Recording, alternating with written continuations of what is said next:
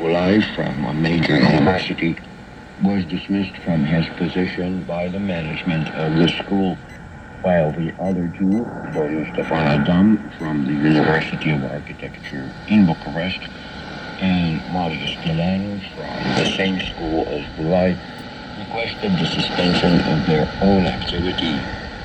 Meanwhile, the public consultation period for the Ministry of Education's project regarding regulation of university ethics commissions was extended until August the 23rd. According to the document, complaints regarding abuses or violations of other rules can also be submitted anonymously to the registry of the university institution. The executive approved on Thursday a new edition of the Startup Nation Romania program, which has a budget of almost 450 million euros for a maximum of 5 years. The program has two components.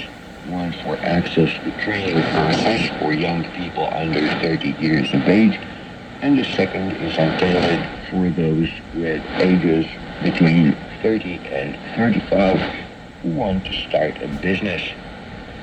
Startup Nation is dedicated to young entrepreneurs, as well as those who live in underprivileged areas or belong to disadvantaged categories.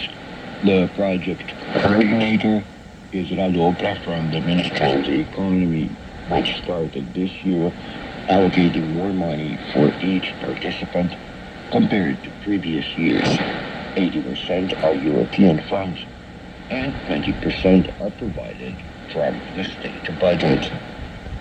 You have been listening to the Weekend Review on Radio Romania International.